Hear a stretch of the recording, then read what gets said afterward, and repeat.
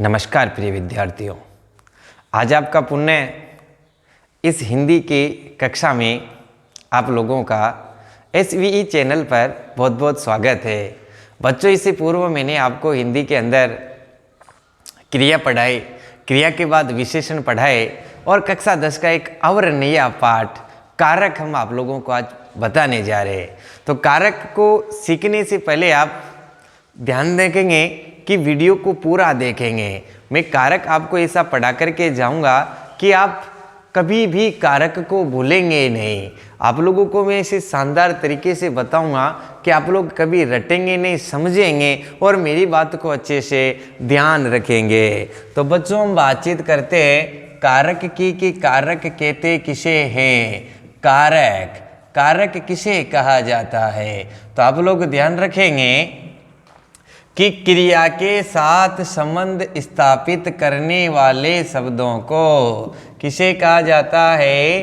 क्रिया के साथ संबंध स्थापित, क्रिया के साथ संबंध स्थापित करने वाले शब्दों को, क्रिया के साथ संबंध स्थापित करने वाले शब्दों को क्या कहते हैं? कारक। करने वाले शब्दों को कारक कहा जाता है। तो मैं आपको अभी इसको उदाहरण से समझाऊंगा, क्योंकि अभी आपके समझ में नहीं आया होगा। तो 10वीं की कक्षा के लिए बहुत इंपॉर्टेंट टॉपिक है, ध्यान रखेंगे आप। कारक, क्रिया के साथ संबंध स्थापित करने वाले शब्दों को क्या कहते हैं? कारक कहते हैं। जैसे, कैसे? जैसे राम के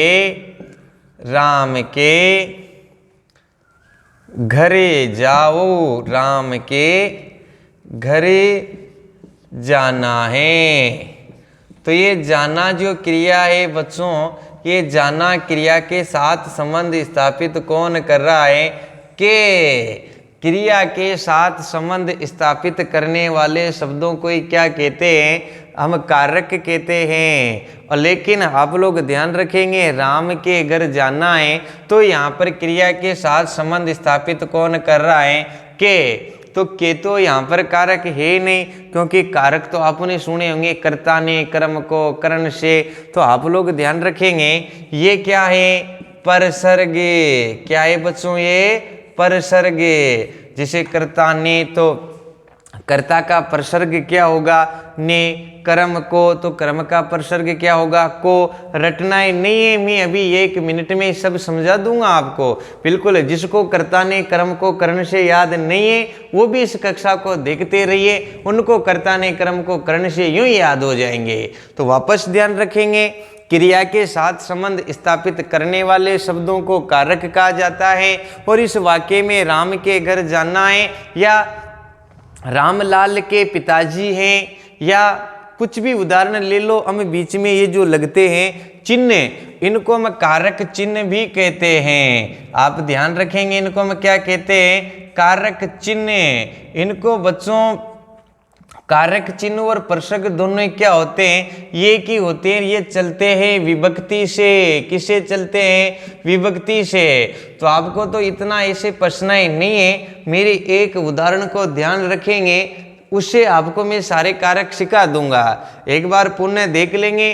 अब मैं आपको कारकों के प्रकार बता रहा हूं, ये आप लोग अच्छे से ध्यान रखेंगे। कारक किसे कहेंगे? क्रिया के साथ संबंध स्थापित करने वाले शब्दों को कहेंगे। जैसे राम के घर जाना है, तो यहाँ पर के क्या है? चिन्ह है। चिन्ह को ही क्या कहते हैं? कारक चिन्हों को ही हम परसर्ग कहते हैं। और विभक्ति बच्चों आप लोगों को पता होगा कि प्रथमा, द्वितीया, तृतीया, चतुर्थी, तो ऐसी भी हम बातचीत कर रहे हैं। एक और कक्षा 10 की परीक्षा में प्रश्न पूछा जाता है कि कारक कितने प्रकार के होते हैं। तो बच्चों ध्यान रखेंगे, अगर हिंदी में आपसे प्रश्न पूछा जाए कि कारक कितने प्रकार के होते, तो क्या बताओगे?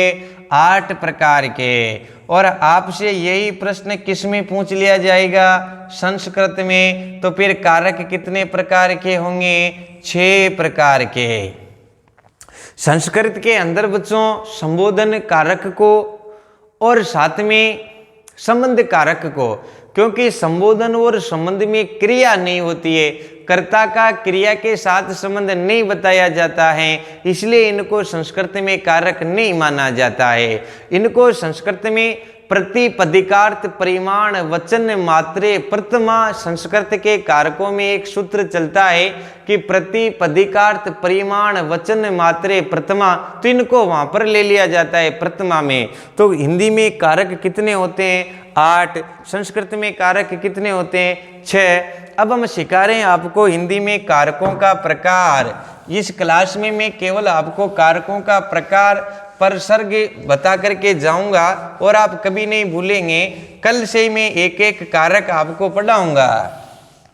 तो देखो बच्चों, मैं सबसे पहले लिख देता हूं विभक्ति। विभक्ति, अब आपको गिनती तो आती होगी ना? गिनती आती है तो लिख दो 1 2 3 4 5 6 7 8, ऐसे 8 तक की गिनती आती होगी।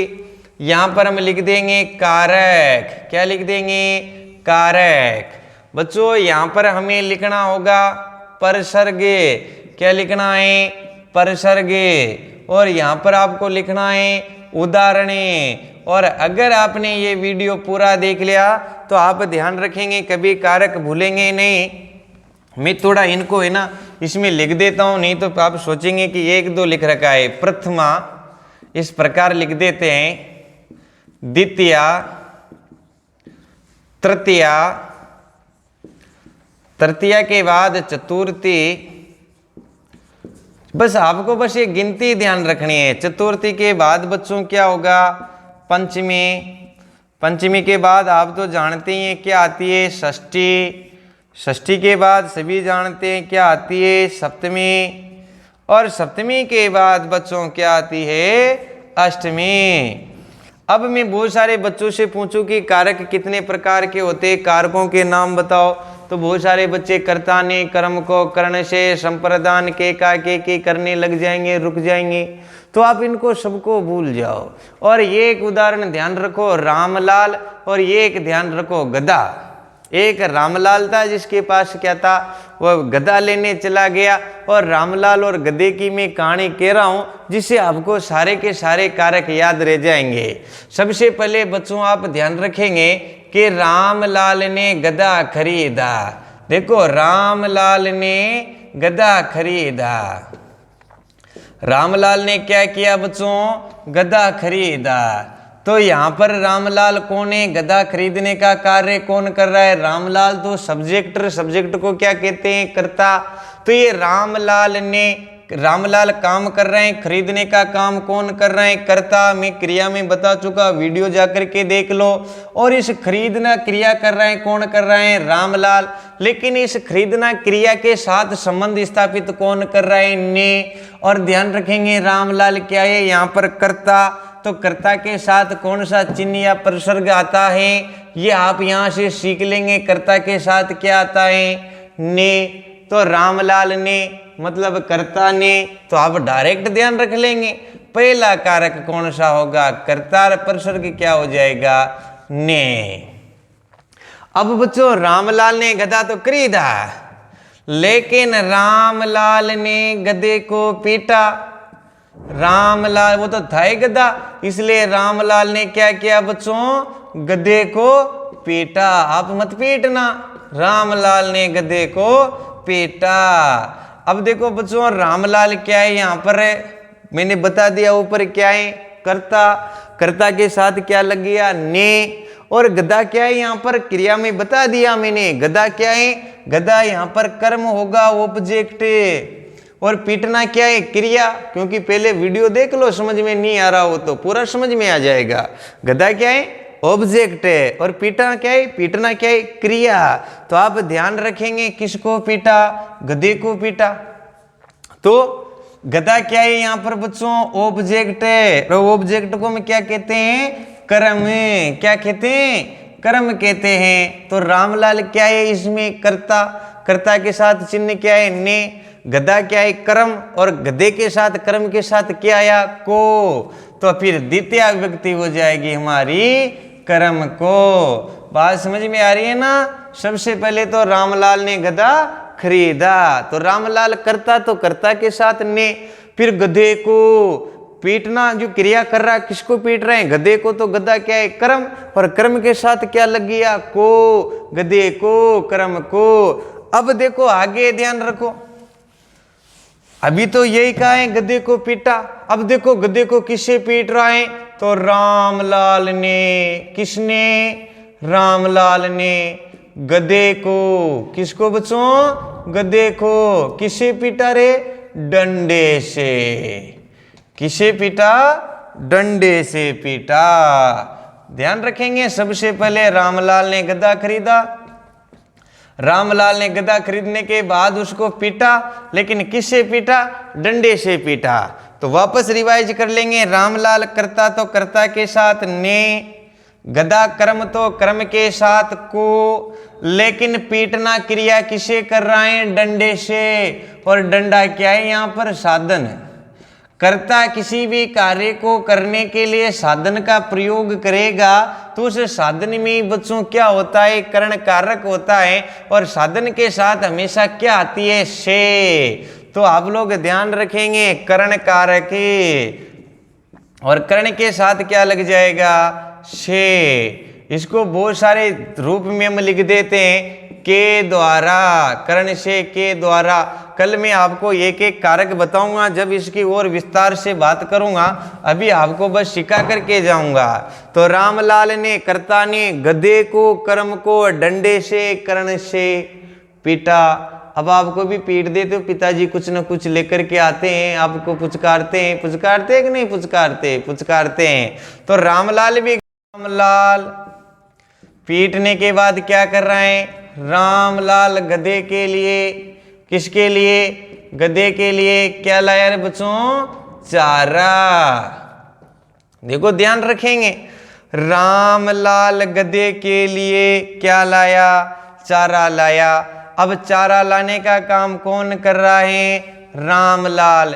चारा तो कौन ला रहा है, रामलाल, लेकिन किसके लिए ला रहे हैं रे बच्चों, गधे के लिए। जहां पर कर्ता स्वयं कार्य, जहां पर कर्ता अपने लिए कार्य ना करके दूसरों के लिए कार्य करें, जैसे रामलाल जी चारा तो कौन ला रहे हैं, रामलाल जी, लेकिन किसके लिए, गधे के लिए। जैसे पढ़ा तो कौन रहा हूं, मैं, लेकिन किसके लिए, आपके लिए। जैसे पिताजी बच्चों के लिए मिठाई लाए, मिठाई कौन लाए, पिताजी, लेकिन किसके लिए, बच्चों के लिए। वहां कौन सा कारक होगा, संप्रदान कारक होगा। तो चतुर्थी में बच्चों क्या कर देंगे हम, संप्रदाने। और संप्रदान में ध्यान रखेंगे, गधे के लिए तो संप्रदान को या के लिए। अब अभी बहुत सारी टेंशन आपके चालू होने वाली है कि एक को तो यहाँ पर आ गया और एक को यहाँ पर आ गया, हम कैसे समझेंगे। तो देखो उस को की बात भी हम करेंगे आपसे बहुत बढ़िया, क्योंकि मैं एक एक कारक आपको पढ़ाऊंगा। चतुर्थी में आप बस ऐसे ध्यान रखेंगे कि संप्रदान को या के लिए यहाँ पर जो होगा वह देने के अर्थ में होगा। इस को का प्रयोग केवल देने के अर्थ में होगा। जैसे राजा ने ब्राह्मणों को दान दिया, अमेरिका ने भारत को ऋण दिया, चीन ने विश्व को कोरोना दिया। तो ये सारे उदाहरण किस में आएंगे, इसमें। इसको सबको बोलो। सबसे पहले रामलाल ने गधा खरीदा, गधे को पीटा डंडे से, और फिर क्या लाया, चारा। अब ये ना रामलाल गधे को चारा खिला करके घूमने निकल गया, और गधा चारा खा करके ऐसा भगा कि गधे से गिर गया। तो रामलाल गधे से गिर गया, रामलाल गधे से नीचे गिर गया, बेचारे के लग गई और रामलाल गधे से गिर गया। अब देखो थोड़ी सी देर पहले आप लोगों को पता होगा रामलाल किस पर बैठा था, गधे पर। थोड़ी सी देर पहले गधे पे था, नीचे गिरते गधे से क्या हो गया रे बच्चों, अलग हो गया। तो ये बात भी आप ध्यान रखेंगे, अपादान। और अपादान के साथ बच्चों क्या लगेगा, से। और ये से गधे से क्या हो रहे हैं, अलग हो रहे हैं, इसलिए किसके अर्थ में आएगा, ये अलग होने के अर्थ में। जैसे गंगा हिमालय से निकलती है, अलग हो गई। पेड़ से पत्ते गिर गए, अलग हो गए। पेन से ये निकल गया और ये गिर गया, अलग हो गया। तो अलग होने के अर्थ में क्या होगा बच्चों, अपादान कारक से। सबसे पहले रामलाल ने गधा खरीदा, उसको पीटा, फिर डंडे से पीटा, फिर चारा लाया, फिर गधे से गिर गया अपादान से। अब जैसे गधे से गिरा तो गधा ही था, वो तो स्वतंत्रता, गधा भाग गया, तो रामलाल का गधा क्या हो जाता है रे बच्चों, भाग जाता है। तो रामलाल का गधा भाग गया। किसका गधा भाग गया, रामलाल का गधा भाग गया। अभी परिभाषा पढ़ी थी ना आपने कि क्रिया के साथ संबंध बताने वाले शब्दों को कारक कहते हैं। तो इसमें किसका गधा भागा, रामलाल का, लेकिन इसका संबंध किससे जाना रे हमने, का से जाना। इसलिए ध्यान रखेंगे कि षष्ठी विभक्ति में आपकी क्या आ गई, संबंध कारक। और संबंध में क्या आ जाते रे बच्चों, का के की, रा रे री, नाने नी। घबराओ मत, तो कल एक एक कारक अलग अलग करके पढ़ा के जाऊंगा आपको। अब रामलाल का गधा तो भाग गया ना, सही है ना बात, लेकिन रामलाल गधे को ऐसे जाने नहीं देगा। रामलाल भी गधे के पीछे पीछे भाग रहे हैं और गधे को पकड़ लिया और फिर वापस गधे के ऊपर बैठ करके आ गया। तो रामलाल गधे के ऊपर, किसके ऊपर बच्चों, गधे के ऊपर बैठा कर आया। रामलाल गधे के ऊपर बैठ कर आया, गधे को पकड़ करके किस पर बैठ करके आया, उसके ऊपर बैठ करके आया। तो आप लोग ध्यान रखेंगे, ये है बच्चों अधिकरण, इसकी भी परिभाषा होती है, मैं कल आपको लिखाऊंगा। ये क्रिया करने के स्थान के बारे में बताता है। अधिकरण में पे पर, इसके चिन्ह हो गए में पे पर। अब जैसे रामलाल बैठना क्रिया किस पर कर रहे हैं बच्चों, गधे पर। जैसे बच्चे छत पर खेल रहे हैं, किस पर खेल रहे हैं, छत पर, तो खेलना क्रिया कहाँ करें, छत पर। जैसे मैं कमरे में पढ़ा रहा हूं, कमरे में, अधिकरण में, पढ़ाना क्रिया कहाँ कर रहा हूं, कमरे में। जैसे आप घर में बैठे हैं तो बैठना क्रिया कहाँ करें, घर में। तो अधिकरण में पेपर क्रिया करने के स्थान के बारे में बताता है। बच्चों ये गधे की है ना, इसने पूरी की पूरी बेचारे को थका दिया। जैसे वापस गधा आया तो घर बांधते पहले गधा क्या हो जाता है रे बच्चों, मर जाता है। तो फिर वो क्या कहता है, हरे विस्मयादि बोधक चिन्ह, हरे रामलाल का गधा मर गया, हरे रामलाल का गधा मर गया।